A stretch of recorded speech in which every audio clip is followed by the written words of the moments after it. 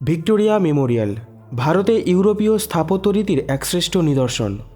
নির্মাণগত দিক থেকে Victoria Memorial অনেকটাই তাজমহলের মতো, তাই এটিকে বলা হয় কলকাতার তাজমহল। আজ এই ভিডিওতে আপনাদের জানাবো যে ভিক্টোরিয়া মেমোরিয়ালটি কেন ও কীভাবে নির্মাণ করা হয়েছিল, তাই পারলে ভিডিওটি শেষ পর্যন্ত দেখুন।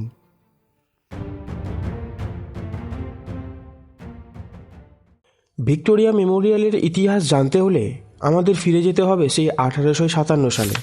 ভারতে 1857 সালের সিপাহী বিদ্রোহে বহু ইউরোপীয় মারা যাওয়ার কারণে ব্রিটিশ সরকার ইস্ট ইন্ডিয়া কোম্পানির কাছ থেকে সরাসরি ভারতের নিয়ন্ত্রণ নিয়ে নেয়। সেই মতো ব্রিটিশ সরকার ভারত শাসন করতে থাকে।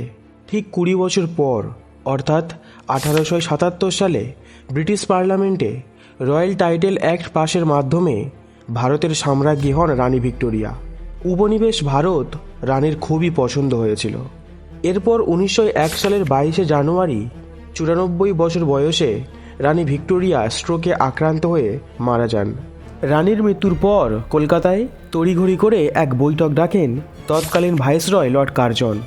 প্রয়াত রানীকে বিশেষভাবে সম্মান জানানোর প্রস্তাব রাখেন তিনি। প্রস্তাব ওঠে তাক লাগানো এক স্মৃতিসৌধ তৈরির, যেখানে থাকবে প্রচুর গাছ এবং ফুলের বাগান।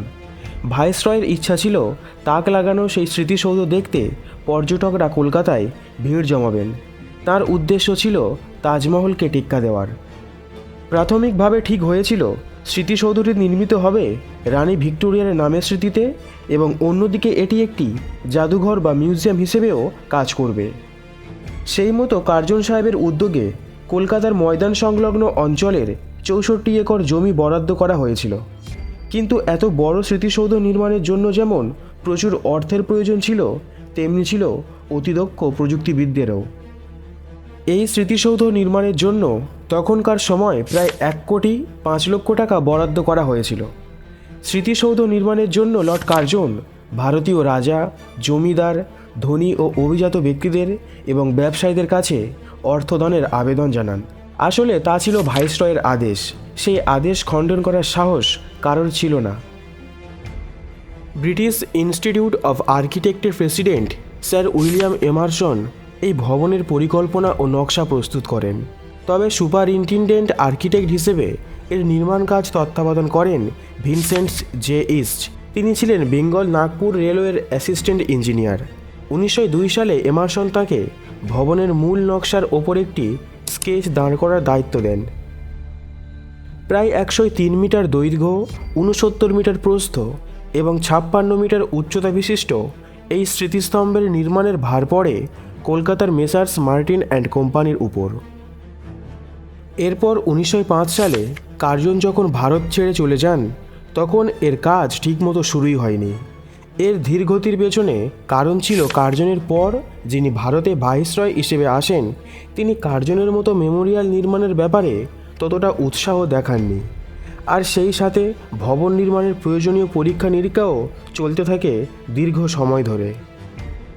এরপর 1904 সালে সাবস্ট্রাকচারের কাজ শুরু হয় এবং 1906 সালে 4 জানুয়ারি এই ভবনের ভিত্তি স্থাপন করেন ওয়েলসের রাজা পঞ্চম জর্জ। এরপর ভবনের উপরিকাঠামোর নির্মাণ কাজ শুরু হয় আরও 4 বছর পর, অর্থাৎ 1910 সালে।